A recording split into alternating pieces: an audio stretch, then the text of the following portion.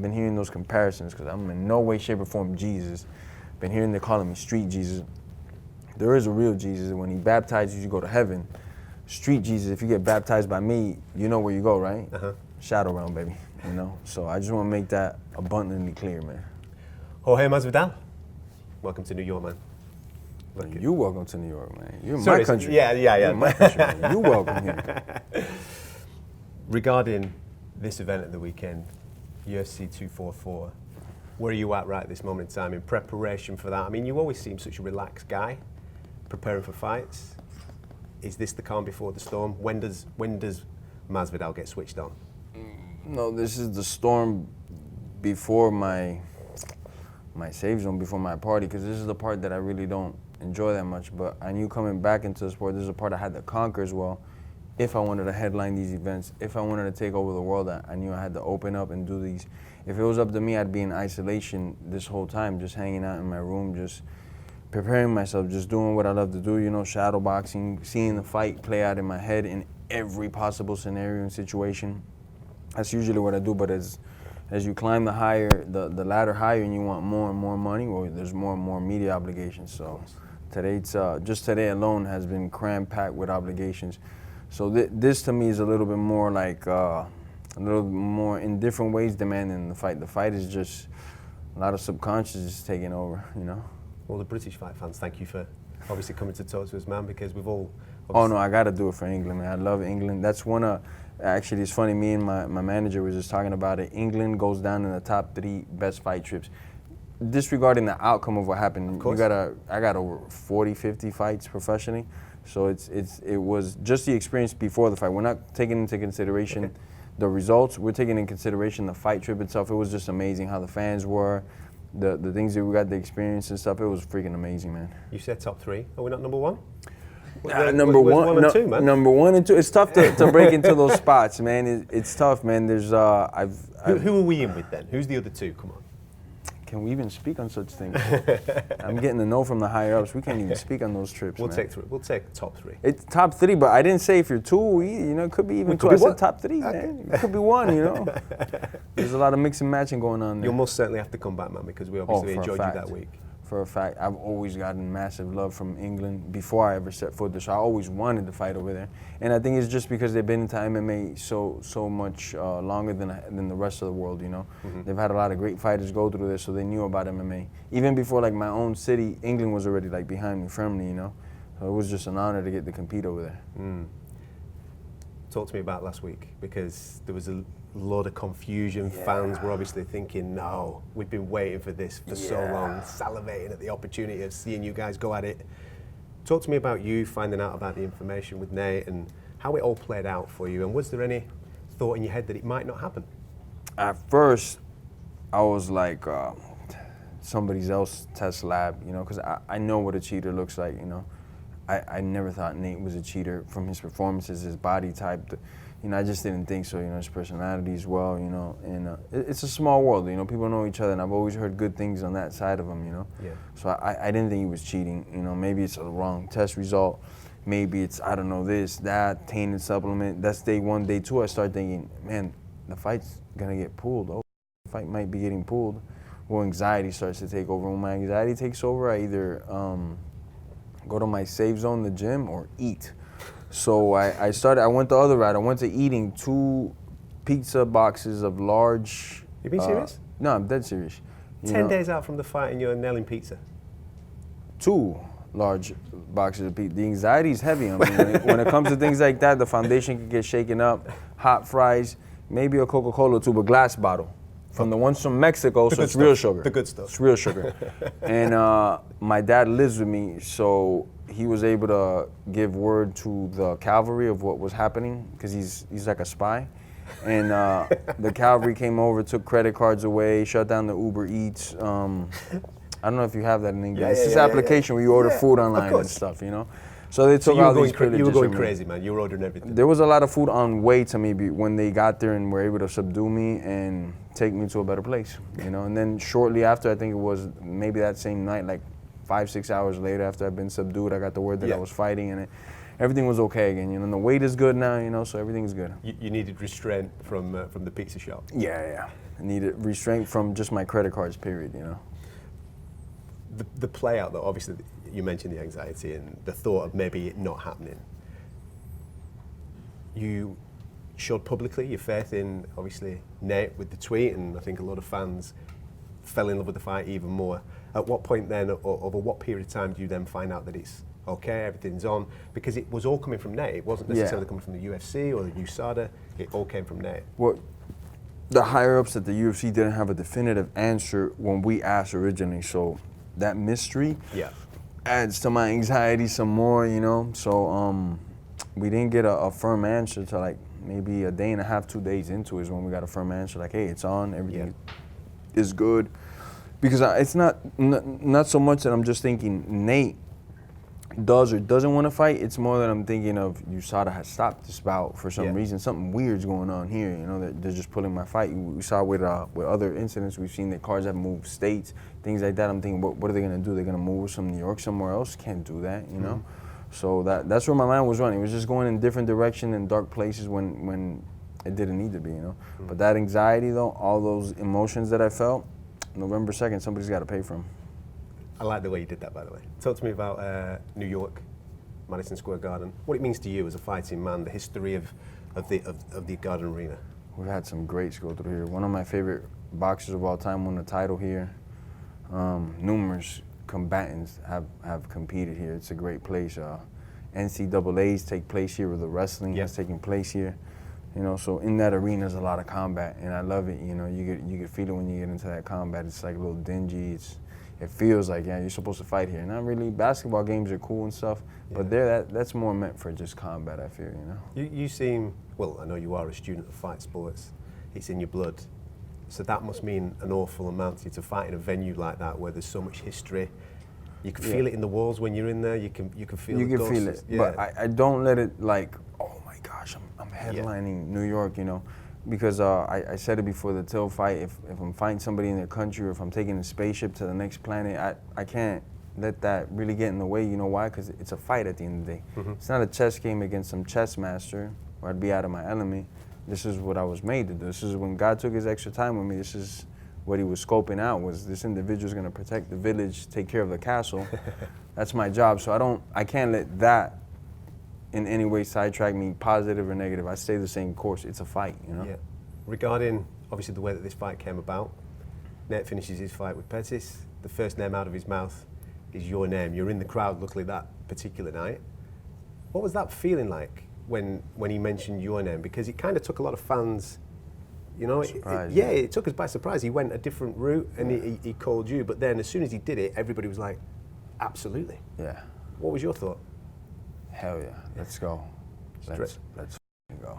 Because your thought process was, if I'm right in saying this, title shots. After the run that you're on at this moment in time, you're talking titles, and you'd even mentioned Conor's name at that particular time. But when Nate came out and mentioned it, was it a fight that you'd even been thinking about up until that point or not? Well, throughout our careers, we've been in each other's telescopes, radars, I could say. But I was in Strikeforce, he was in UFC, then I came to UFC, he was up a weight, I was down a weight, then I was up a weight, he was down. So I was like, it might not materialize. I always wanted to, not because I don't like the guy or nothing, but just because those are the type of fights that I want. I seek those. That's what makes me want to train and compete, is guys like that with that killer instinct, with that nature of them, to not give up, to just want to fight, to bring out the best in them, which brings out the best in me.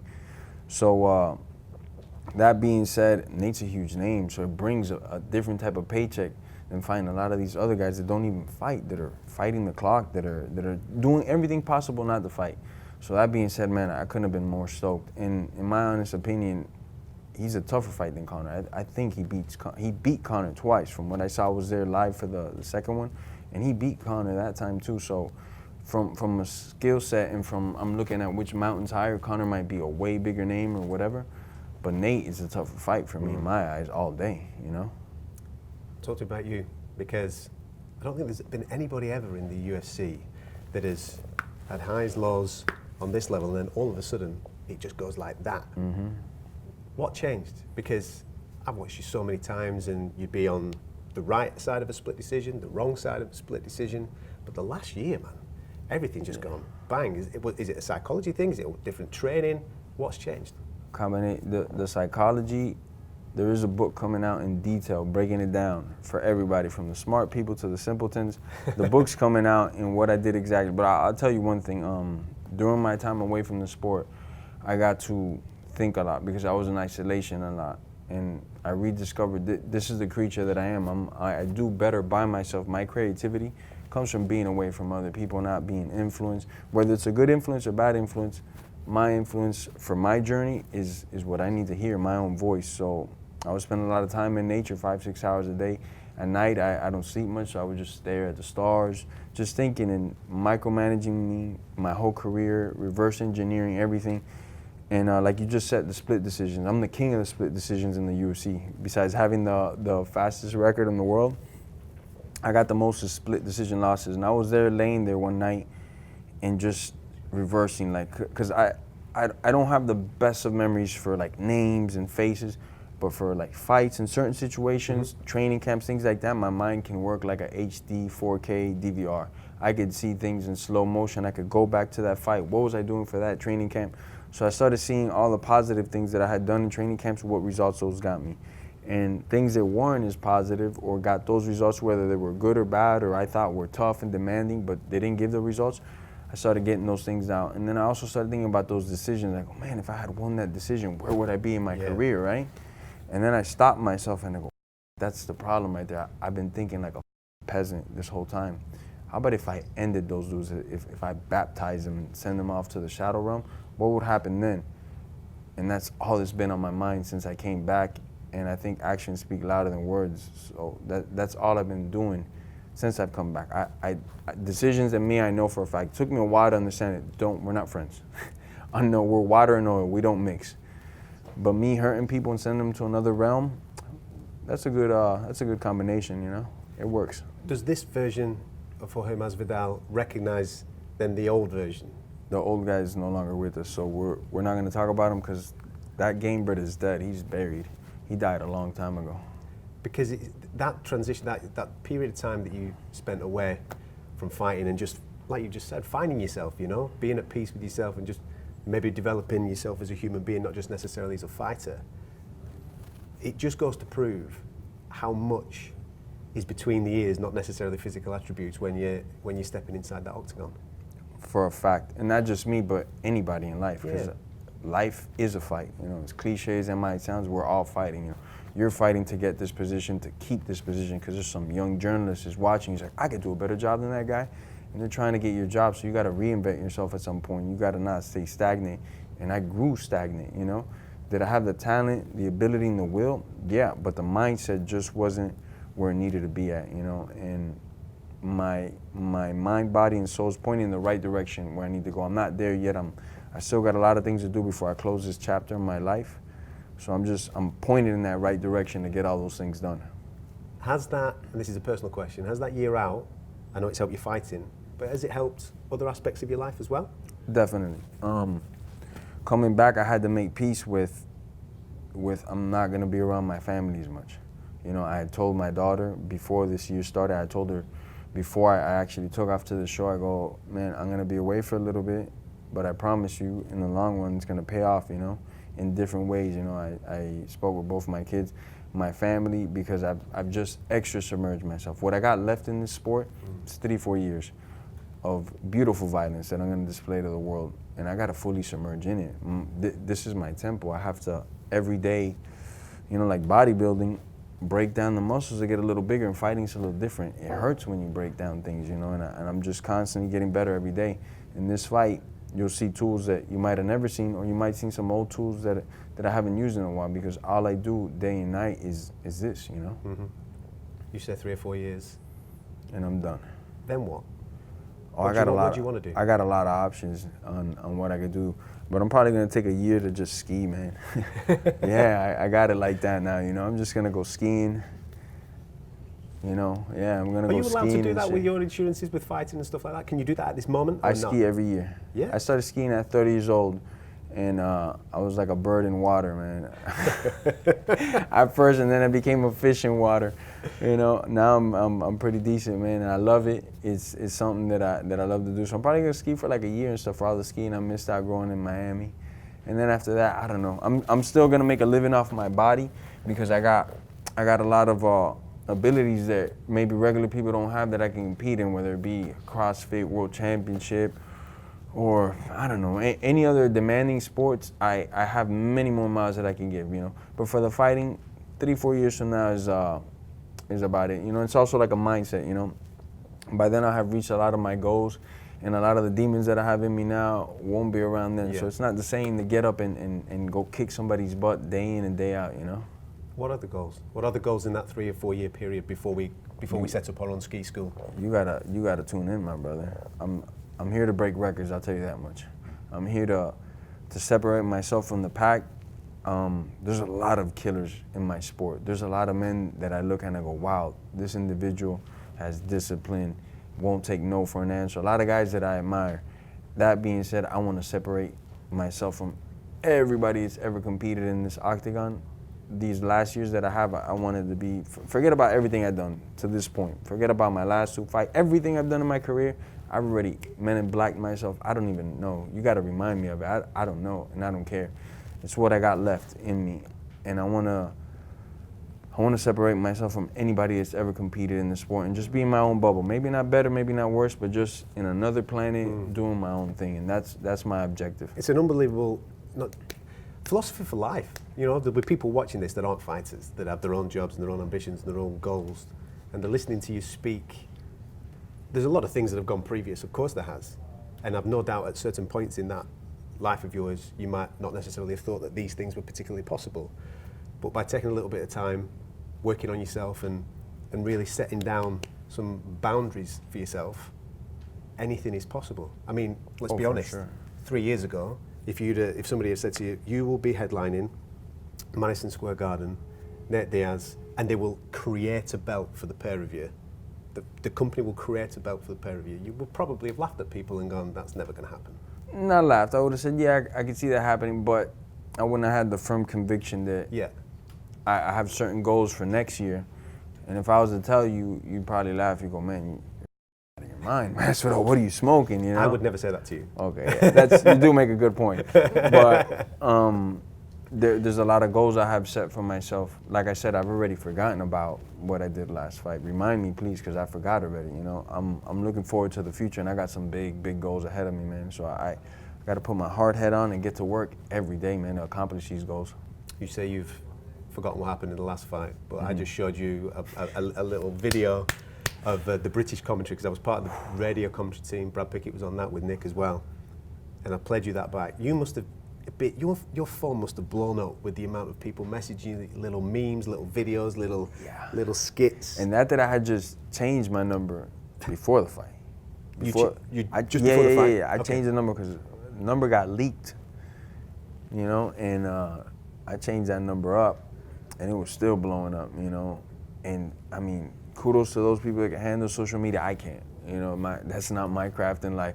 So the social media extra blew up, you know, and it's super cool because you see like a lot of those memes and stuff, but you could also get so sucked into that world, you know, and it's crazy because I do scope through it and I be seeing the internet is undefeated is all I can say, man. What they did to that poor dude, rest in peace, Ben, man, they murdered that guy online, man. I thought I was mean. No, those people online are serial killers, man. They made some serious little comic videos and various things like that. Yeah. As you said, sending him to another realm. Yeah, the shadow realm. That's the biggest difference because I've been hearing those comparisons because I'm in no way, shape, or form Jesus. Been hearing they calling me street Jesus. There is a real Jesus, and when he baptizes you, you go to heaven. Street Jesus, if you get baptized by me, you know where you go, right? Shadow realm, baby, you know? So I just want to make that abundantly clear, man. How, proud's maybe the wrong word, but obviously we've seen the mural now at ATT. I saw your face. Painted by an Englishman.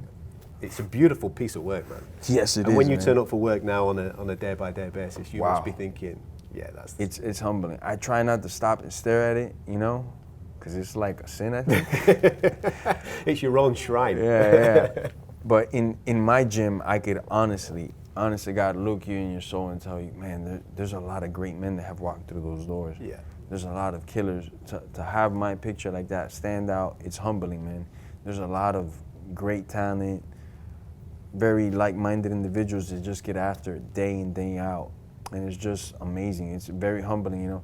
But also to the future of ATT, I think it'll be inspiration, you know, for any guy that's going through any stage, undefeated or plenty of losses, just to like, man, I could do that too, and bigger and better, you know, and I'm glad I'm going to be part of that wave of inspiration for the generations to come at ATT, because we are the greatest gym right now. We're only going to get better, you know? Absolutely flying. I want to talk to you about fashion, if that's okay. You're looking good today, by the way. Thank you, sir. I dressed myself actually today. I took the... Well, do you know something? I was kind of half anticipating maybe a little Tony Montana coming in or something like that, because that was He's coming for you. He's coming for you. Not for me. Send him for somebody else, you know what I mean? I thought me and you were tight, like, having this conversation. No, he's coming. Tony will be here, you know. We just can't say when, because then, you know, kind of spoils the surprise, but Tony will be showing up. Where did the idea for that come? Because it's a stroke of genius. Yeah, snap. That was between me and my manager, Abe. I always tell everybody we're like a circus show, and he's like the brains out operation. I'm the circus tiger, and I had an idea. He knows I like Tony a lot in the movie, me being from Miami. You know, we got a lot of similarities, and Abe was like, I got the perfect suit. And then we started going back and forth on the ideas, and then we sat down and picked it. And as we were thinking about the idea, this is how crazy the universe is, and he's my witness. We get a random DM, he gets it, and it's from this dude that makes suits. It's been a fan of mine. He's like, I would love to make your suit. I'm gonna be in Miami. This is what I do for a living. I go around the world, I'm a custom tailor. I go to wherever, I bring out all my booklets and threads, and you pick it out. And we're just reading that like, wait up, did you send this guy a message of me? So totally out of the blue? Totally out of the blue, and boom, we get Buddy over, sit down with him, have like an hour discussion on what we wanted. The guy was totally in, super cool, and we got it done thanks to Mohan's tailor suits. It was good, man. Yeah, thank you, sir. It was a nice touch. Also a nice touch, in the gym with the Timberlands on. You're gonna have to explain that, because I can't run in shoes. How you pulling that off? I got gifted. The thing is, you can't wear Timbs unless, at least what I've been told, because it's not as bad luck. You can't wear Timberlands in New York unless a New Yorker gave them to you. A New Yorker had given me those. Yeah, it's super true. If not, it's bad luck. You get crusty toe, fungi, all these bad things happen to your feet, you know. So I never wore the Timbs in New York without a New Yorker giving them to me. A New Yorker gave them to me from Complex magazine. The individual was very nice. He's like, look, a peace offering. You know, I heard there was a problem between you and New York. I said, no, between me and the commission, but I love New York, you know. He gave me the Timbs, we came back. And as I was about to put my workout gear on, I was like, man, let me do it old school Muhammad Ali style. Throw on the, as they call them here, the butters, I think they call them. And just went to work, you know. As you do in fight week. And they liked it, the people loved it, you know. They said my laces were a little too tight, but I was working out, guys. Come on, slow down, man. It's not always a fashion statement, man. Regarding the fight the weekend, how does Masvidal Diaz play out? It starts violent, but it ends more violent. So it just goes up and up and up in levels of violence? Yeah, beautiful violence, orchestrated by, I like to call myself a Da Vinci of my craft, a Leonardo. Everybody has their art form, their creative work, you know. When you see me run at a dude and throw that knee, there was a lot of moving components, a lot of artwork behind that, you know. And well, we saw the drills. We saw Mike put the video out, you know, the day after. Yeah, and man, I'll tell you something, because I love the English so much. I'll share an experience with you. The first flying knee I threw costed me the fight, you know. I hurt the guy bad. I backed him up into the ropes. I didn't know how to throw it. Put my face before my knee and chin. Got hit with a right hand. Woke up in a rear naked. I had the option to tap, but it's not really my style, so I went to sleep. You would have thought this guy never throws a flying knee again in his life. I must have drilled, because I love hearing I got lucky part. That's my favorite. I must have drilled that knee after that happened, because I'm the most stubborn individual you've ever come across. 500, 600 times a day after that stoppage, you know. And just telling myself, one day I'm gonna murder somebody with it. And I guess it happened. You know, but besides Ben, I've cut numerous other people with that knee. But I've practiced that motion, that knee. Man, I can't tell you how many times, you know, just in the fight camp leading up to that, forget about it, you know. Just training is over, a 2-hour session is over of wrestling. I still got energy in me. I'm gonna go throw this one move for like 35 minutes till I got nothing left in the tank, then I'll hang out for a little bit, and then tonight when I go to the gym, I'll warm up throwing the knee again, you know. So it's just, it's a testament to my stubbornness, you know. And just like I had that knee on display that day, there's gonna be some moves on display November 2nd. After that? How do you celebrate? Do we go back to Florida or do we go skiing? What do we do? Can't go skiing. It's not a good time yet for skiing. Depends where you go in the world. You can find some snow. Yeah, you're right. You're right. It depends. Definitely eating. That's the first. I'm gonna have me a nice drink, some mezcal. I've gotten into that lately, man. No hangovers. Gives me a good buzz, you know. I noticed that your guys were enjoying, was it the tequila on the way up or something like that? Mezcal, yeah. Come on, It's from agave. It's good stuff. I made everybody have a shot, you know. It's what I'm into right now, so everybody's drinking it, man. So if you're like within 100 feet radius of me, you're drinking it, everybody's around you. It's kind of hard to say no to me also, you know. Have a good week, man. Pleasure, man. Thank you.